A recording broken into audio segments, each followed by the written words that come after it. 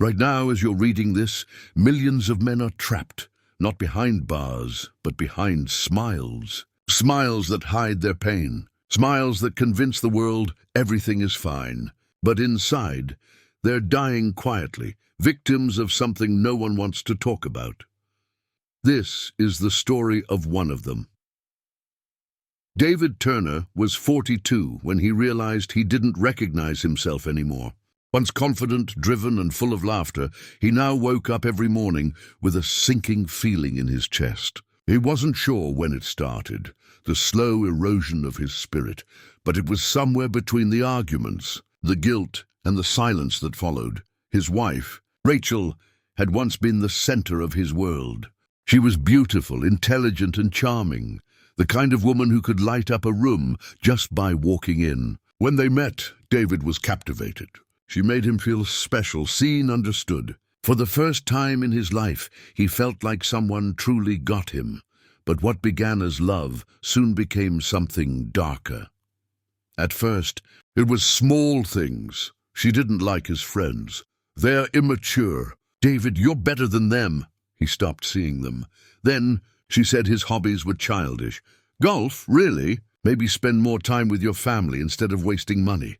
He sold his clubs. Later, it was his family. Your brother disrespects me. Your mother doesn't like me. So, he stopped visiting them too. By the time he realized it, Rachel had quietly removed every person who reminded him who he was before her. And that was when the real abuse began. It wasn't yelling or hitting. No, Rachel's weapon of choice was silence. Deep, suffocating silence. She would ignore him for days, sometimes weeks, without explanation. She'd walk past him as if he didn't exist, eat dinner without a word, sleep beside him without a touch. When he tried to talk, she'd sigh. You're too sensitive. When he got upset, she'd whisper, See, this is why I can't talk to you. You always make it about you. He started apologizing for things he didn't even understand. He thought he was fixing the marriage. In truth, he was breaking himself. The humiliation came next. At dinner parties, she'd make jokes about his career. David's still trying to make that promotion happen. Bless him. When he gained weight from stress, she'd laugh. You're getting a dad bod. Honey, everyone would laugh too. He'd smile to hide the sting. But inside, something in him cracked every time. At night, when the guests were gone and the house was quiet, he'd lie awake staring at the ceiling, wondering when he became the punchline to his own life. The bedroom became her battlefield. She controlled intimacy like a game of reward and punishment.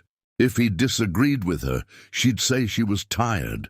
If he cancelled plans with his friends for her, she'd reward him with affection. It was like training a dog. He did everything to earn her approval, and when he got it, even for a moment, it felt like sunlight after a storm. But it never lasted. That was the cruelest part. Over time, Rachel started controlling everything, his money, his time, even his thoughts. She'd guilt him into buying things he couldn't afford. My sister's husband just bought her a diamond bracelet. Don't you think I deserve something nice? When he worked extra hours to afford it, she'd complain, You never spend time with me anymore. No matter what he did, he was wrong. And then came the children. When he tried to discipline them, she'd say, Don't talk to them like that. You're scaring them.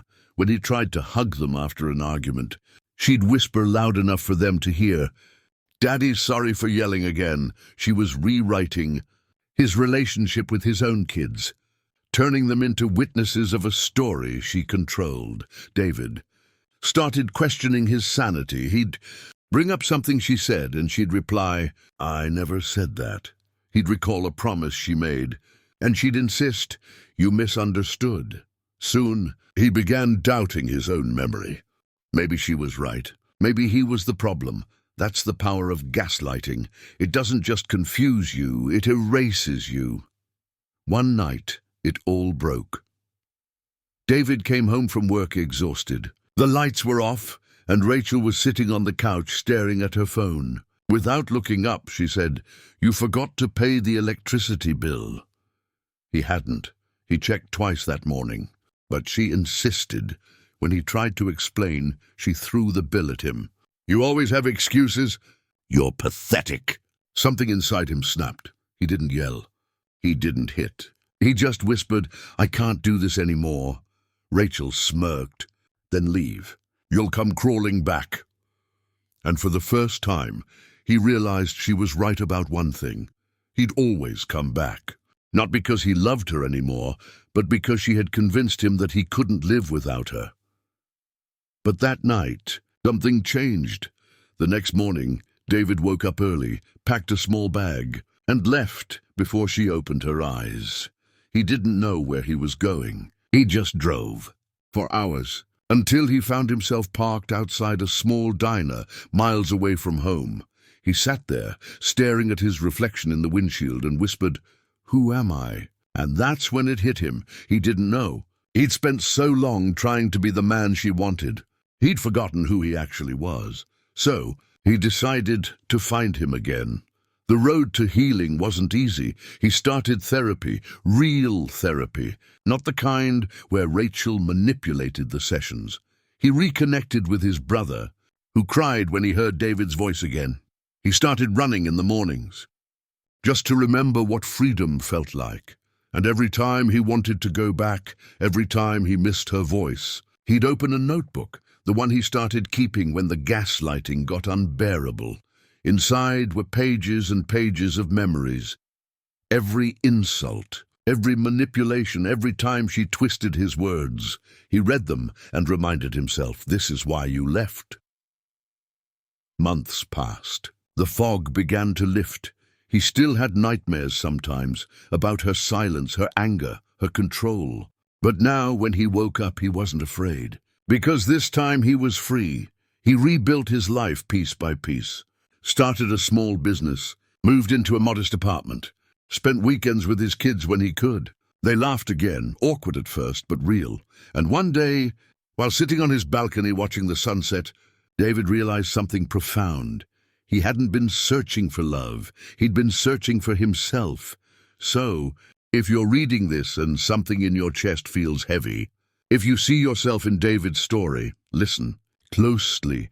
You're not weak for loving someone who broke you. You're not stupid for staying longer than you should. You're human, but you don't have to stay. You can walk away. You can start over. You can find yourself again, because love isn't supposed to destroy you. It's supposed to build you. And if you're still searching for a sign, this is it. It's time to leave the cage.